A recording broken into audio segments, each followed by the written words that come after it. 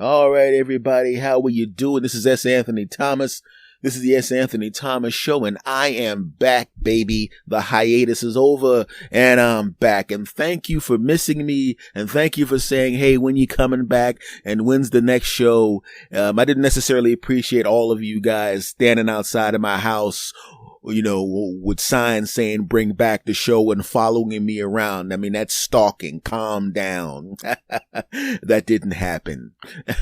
Maybe it did. Moving on.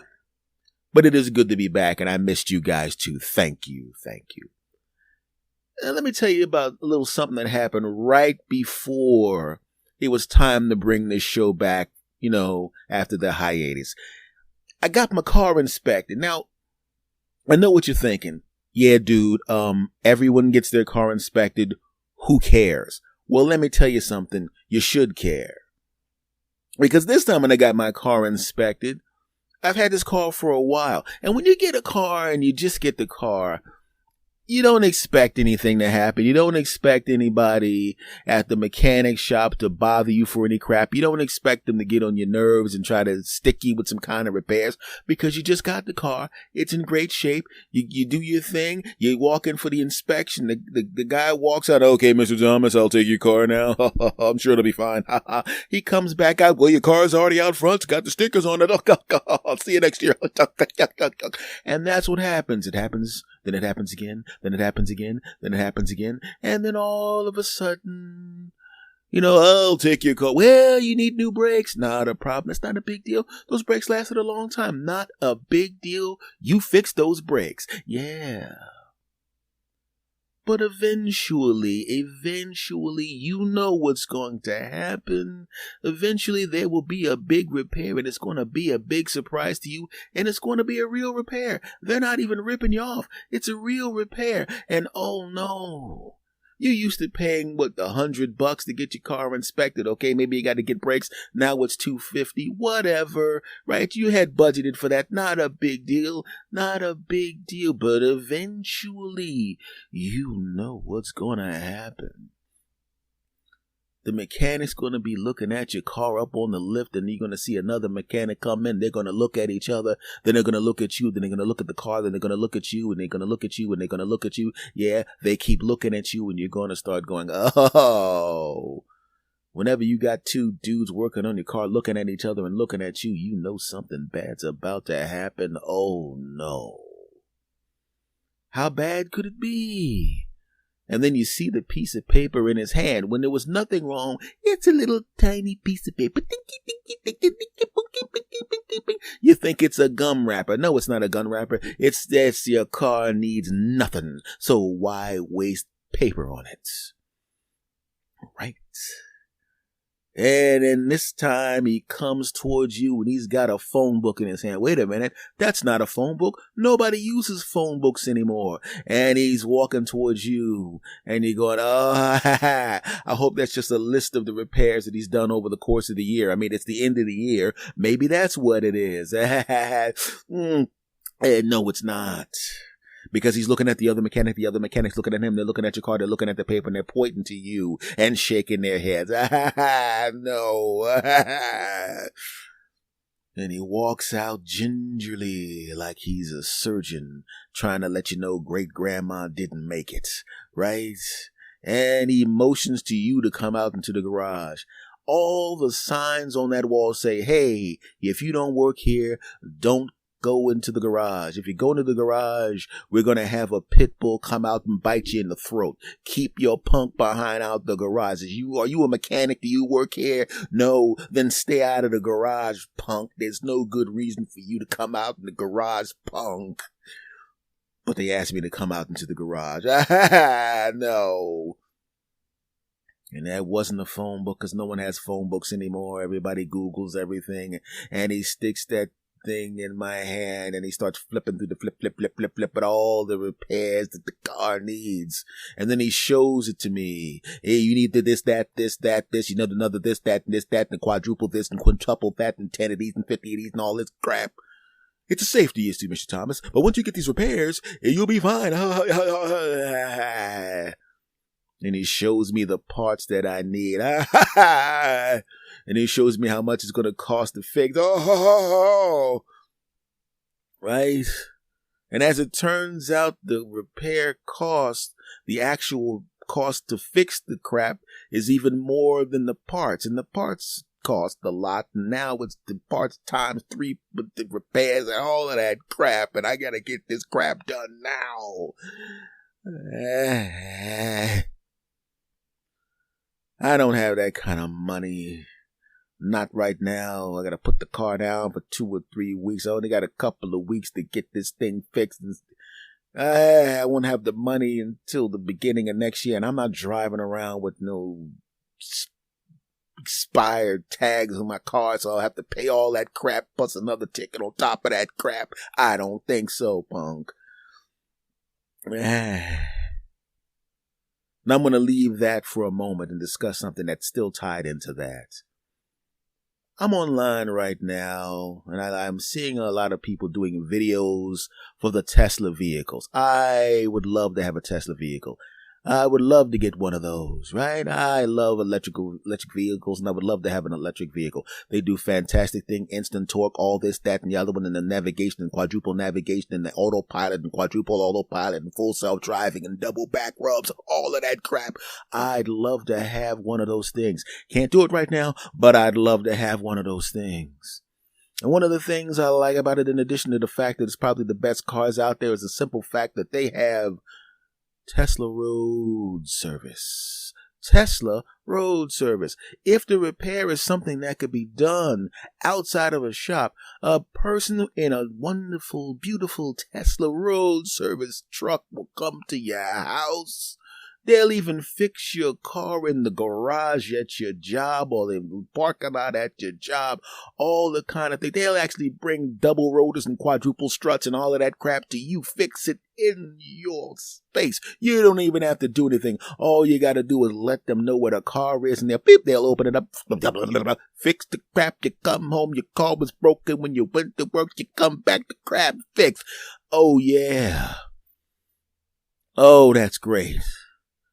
Regular cars don't have that. You gotta take that crap into the dealership to get that crap fixed. That sucks.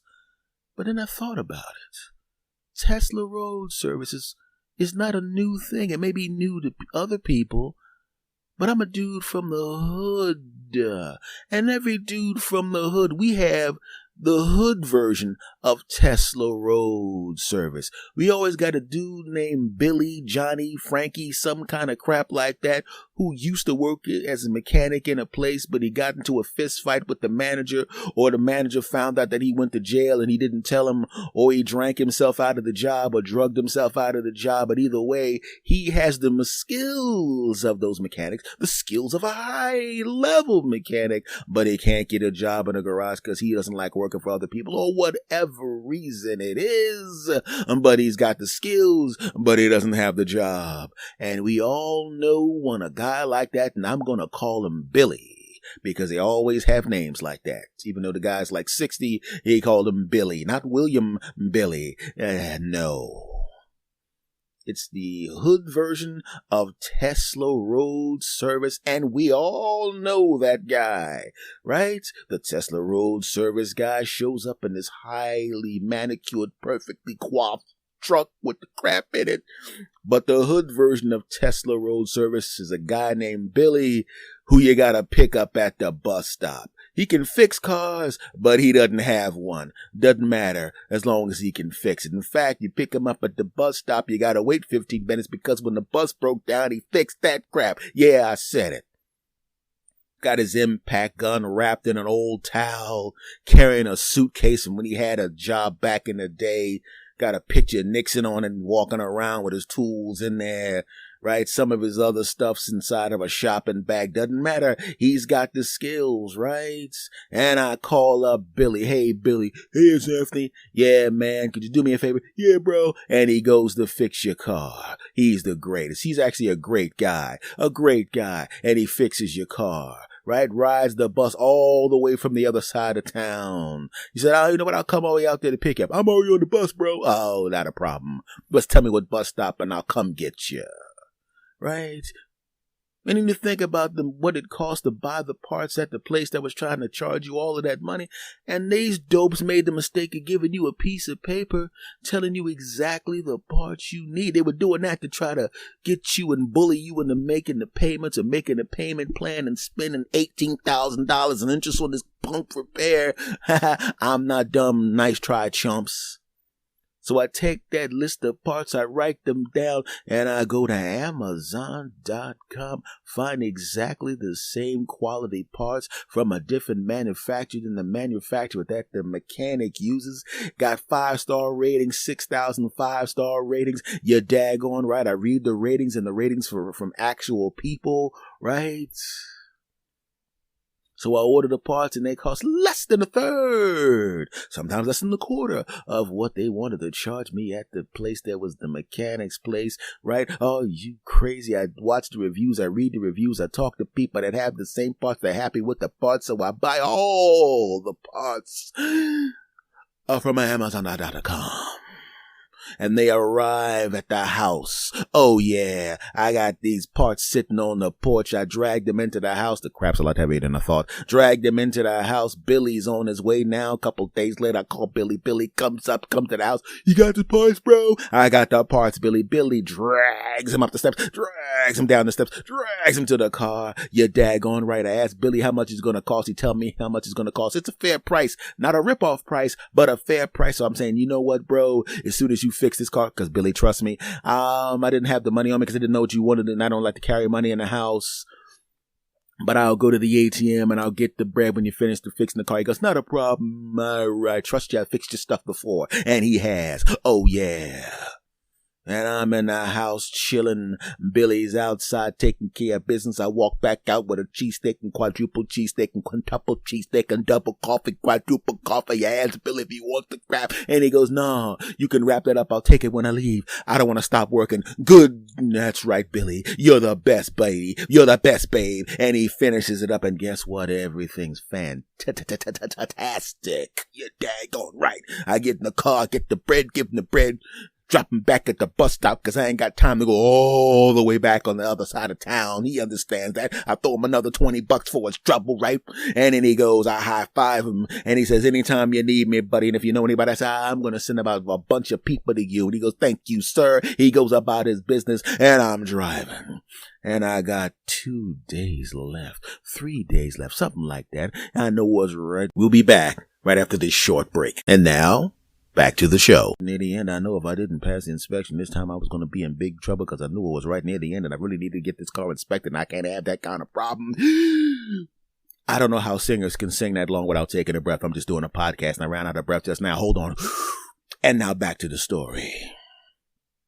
I go to a different place, not the same place, a different place to get the car inspected. I take it to the inspecting dude. They examine the thing. I gives me the thing. I go pop, pop, pop, pop, pop, pop. And the words of Michael Jackson. I give him the thing and I walk out.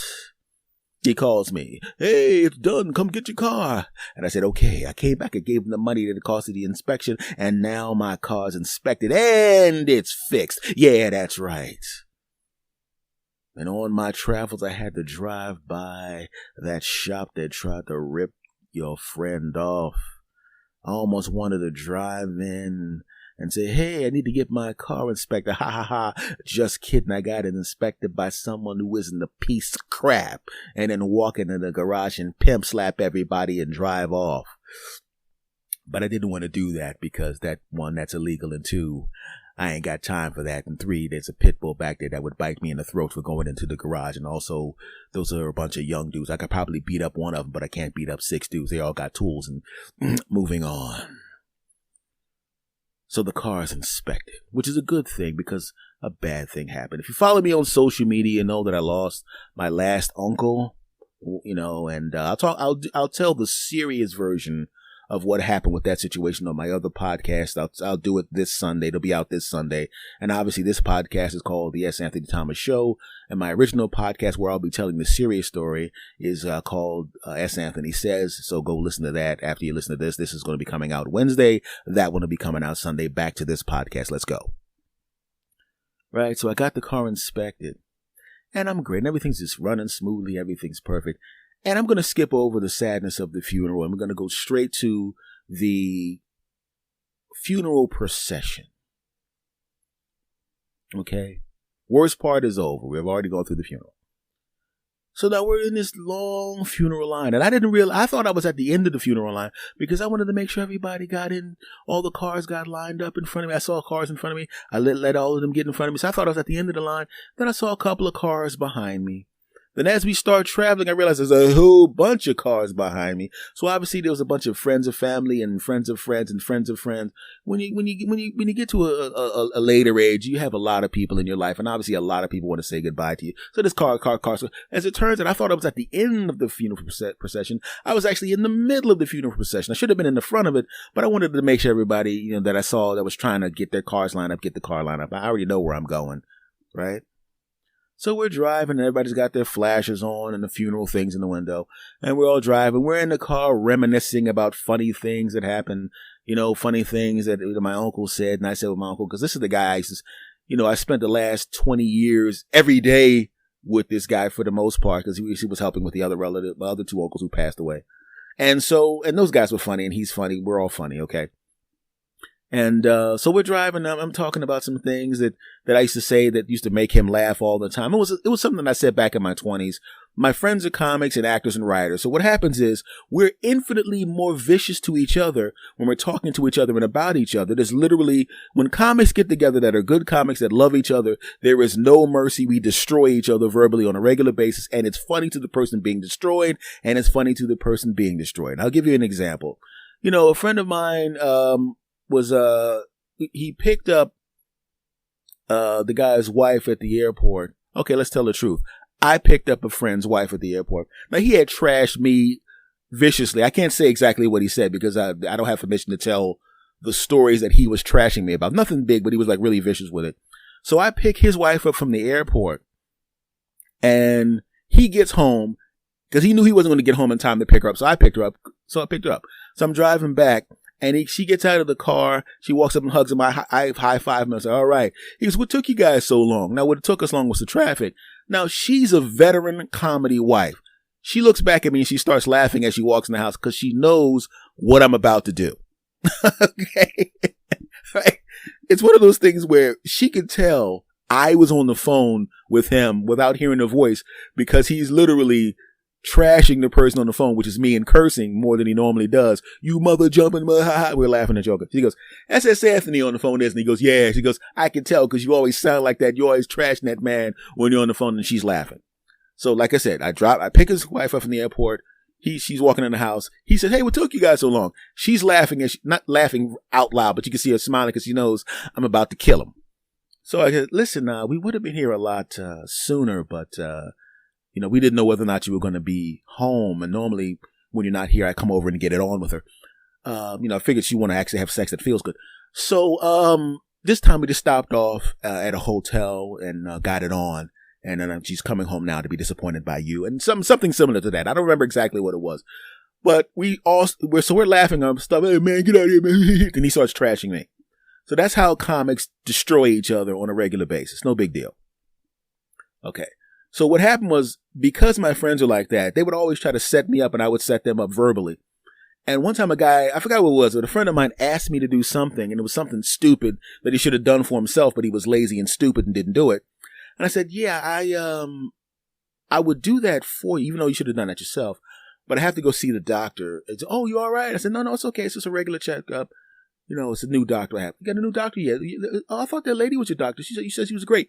Yeah. She's just on vacation, so I'm with a new doctor. Really? Who's that? Yes, Dr. Blackus. Dr. Blackus? Yeah, Dr. Kisma Blackus. And he goes, wait a minute. Because that's what I said to him. And so, and when I told my uncle about the Dr. Blackus joke, he laughs hysterically every time I say it, even though he's heard it before. And I would set it up where I would say that about someone and he'd laugh. So we're laughing about that, having a great time, and some other stories. And I may tell at a later date. So the funeral procession is going on, and we're driving. We're having a good time. We're still sad, but we're talking about good stuff, and positive memories. And sometimes things will happen to you that would normally make you angry, but you don't get angry about it until later. So we're driving in the funeral procession. There's this car that comes steaming up the left lane. And we're about to make a turn. And this is a long funeral procession. I get it. But this car steams up the left lane and cuts in front of us. And I'm thinking, wow. But I'm thinking maybe somebody got cut off from the funeral procession and they couldn't find a clean spot to get in because there was a little more space between the cars where I was. I'm like, okay, well, maybe that's a friend of that just wanted to get in the funeral procession. I mean, that's not the best way to do it. You should probably just get to the end of the funeral procession. I was a little annoyed with that, but we're back to telling stories. We drive a quarter of a mile. And I'm looking at the car and I'm going, that car doesn't have flashes on it. They should probably put flashes on. I don't know why they didn't. Then I notice the car, as we get a quarter mile, makes an abrupt cut from the funeral procession and peels down the street. And as it turns out, that car was not with us.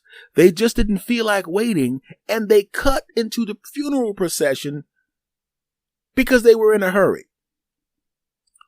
Who does that? Just imagine the kind of person that would do that. Now, I've been in a similar situation. I actually, ironically, because this was my uncle's funeral, visiting my uncle maybe like a month ago, I accidentally cut into a funeral procession. Didn't realize I was in the funeral procession. I thought the funeral procession was in front of me. And then I looked in my rearview mirror and I noticed there was a string of cars with their lights flashing. And I'm going, and I immediately cut out of the funeral procession and let the cars go by. I was out of the funeral procession so quickly, they didn't even get a chance to get mad at me. But I didn't cut it on purpose. And sometimes you see people do something like that, and I'm sitting there going, I was angry, but I started thinking, I'm going to give them the benefit of the doubt. Maybe, just maybe, there was such a supreme emergency that they had to take this really, really evasive action to facilitate something. Maybe they had a sick relative. Maybe there was a pregnant lady in the car. Maybe something really bad was happening, right? Maybe. But then I realized, nah, this person was just a busy crap. And that sucks, right? I mean, come on, man. So anyway, we do the whole funeral thing. We do the burial groove. We say goodbye to Uncle. We're all sad again, and then we're driving away. We have we have a gathering afterwards, and it's just really weird how sometimes something really sad will happen, and when it's all said and done, when you grieve the person and they're gone, and now all of a sudden you start to talk about all the positive things. You start talking about how much you love them. You start talking about how much you miss them. You start talking about all the funny stories. And all of a sudden, you go from feeling as bad as you can feel to feeling really, really good. You know you're never going to see them again, and it impacts me because I used to see the guy every day. It's not like a relative that you see 2 or 3 times a year, and you go to the funeral, and their impact of them being away isn't the same because you'd have stretches of not seeing them for months at a time. This is somebody I saw every day. But I made a decision. I was sad because it took a week to do the funeral thing. I was sad the whole week. And I'm still sad. There's sadness because I'm never going to see the guy again. But I'm now being washed over with these positive, funny stories and the good stuff. Right? So I know at some point, everybody loses somebody. So if you lose somebody, you're going to feel the sadness. I know that. You know that. And I'm going to talk about the more serious feelings and things on my other podcasts. I'm going to keep it light here because I'm trying to keep it light here. But just remember, when the sadness comes, after that goes away, that sadness, that pain, it turns into happiness. So just remember that. Now, this is a little more serious than I'd like to be on this podcast, but I wanted to share that with you. Once again, the serious stuff will be on the other podcast. I'm going to keep it light on this podcast. Sunshine, rainbows, happiness, kittens, puppies, babies laughing. See, I ended on a positive note. Thank you. It is great to be back. I love you. Thank you for missing me. Thank you very much. That means a lot. When somebody misses you in a hiatus part, it means a lot to know that I was missed. And I appreciate you. And I'm back for a while now. I really am. It's because of you being cool. Much love to you all. I'll talk to you next time. See you.